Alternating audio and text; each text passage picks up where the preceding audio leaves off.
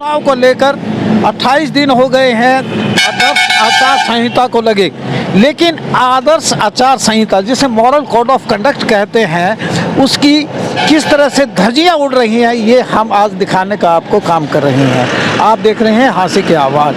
हम खड़े हैं विश्राम गृह जिसे कहते हैं रेस्ट हाउस, इसके बिल्कुल सामने, और यहाँ एक बस क्यू है जिसे कहते हैं बस शेल्टर बोलते हैं, जहाँ बस के इंतज़ार के लिए आम यात्री खड़े होते हैं। और इसका विश्राम गृह का पूरा आवरण ढक दिया है इस पोस्टर ने।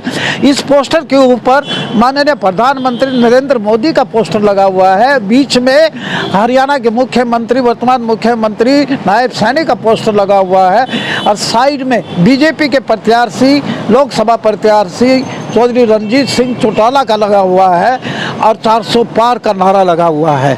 क्या ये किसी के दबाव में आके यहाँ लगे हुए हैं?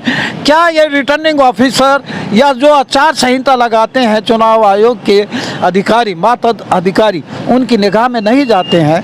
ऐसे पोस्टर हमने कई जगह दिखाए हैं, कई जगह। हम उमरा गेट के ऊपर भी ऐसा ही लगा हुआ है जहां शहीदों का पार्क है, इससे बड़ा पोस्टर है, वहां भी आचार संहिता का उल्लंघन है।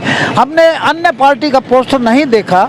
इससे थोड़ा सा आगे चलेंगे इस रेस्ट हाउस से तो हिसार चुंगी पर भी आदर्श आचार संहिता का धज्जियां उड़ाई जा रही हैं। वहाँ भी बस क्यू शेल्टर है, वहाँ भी यही बीजेपी का पोस्टर लगा हुआ है।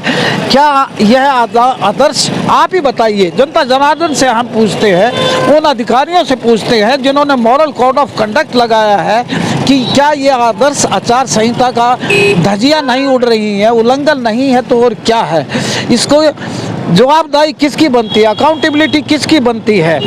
जब इसके ऊपर शिकायत जाएगी, जब ये पोस्टर उतरेंगे, जब जनता जनार्दन सड़कों पे आएगी, जब ये पोस्टर उतरेंगे, या इन पर कोई कार्रवाई होगी या नहीं होगी, ये सवालिया निशान यानी कि इलेक्शन कमीशन पर भी लगता है और उनके नीचे काम करने वाले अधिकारियों पर भी लगता है। यानी कि बीजेपी के 3 जगह हमने पोस्टर दिखाए हैं और दिखाने का काम भी करेंगे, और उस अधिकारी से भी पूछने का काम करेंगे कि जो यहाँ से टप जाते हैं और निगाह बान उनके नहीं चढ़ती है, यहाँ से गुजरे अधिकारी जिसकी जिम्मेवारी पड़ती है, क्या उनको ये आचार संहिता का धज्जियां उड़ना या उल्लंघन नज़र नहीं आता है? ये हमारे कमेंट बॉक्स में जाकर कमेंट जरूर करेंगे, आप कीजिएगा कि क्या कोड ऑफ कंडक्ट की धज्जियां इसी तरह उड़ती रहेंगी या इस पर रोक लगेगी? इस वीडियो को ज़्यादा से ज़्यादा शेयर कीजिए, हमारे पेज को फॉलो कीजिए, और हमारे इस चैनल को सब्सक्राइब अब तक नहीं किया है तो कीजिएगा ज़रूर।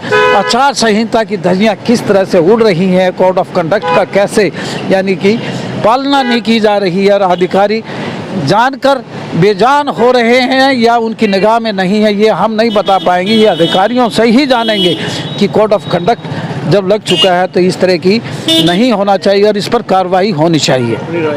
और अपनी राय जरूर दीजिएगा कमेंट बॉक्स में जाकर, और इस पर कमेंट भी जरूर कीजिएगा कि कोड ऑफ कंडक्ट लगने के बाद इस तरह के पोस्टर लग सकते हैं या नहीं लग सकते हैं। इसके लिए तो एक स्थान निर्धारित होता है, लेकिन यहाँ तो सरेआम सड़कों पर विश्राम गृह पर पोस्टर लगाए गए हैं एक पर्टिकुलर पार्टी का, जिसका हम नाम भी ले रहे हैं। बीजेपी के पोस्टर आपको नज़र आ रहे होंगे। देखते रहिए हांसी की आवाज़। वीडियो को ज़्यादा से ज़्यादा शेयर कीजिए, लाइक कीजिए और हमारे पेज को फॉलो कीजिए। Thank you very much.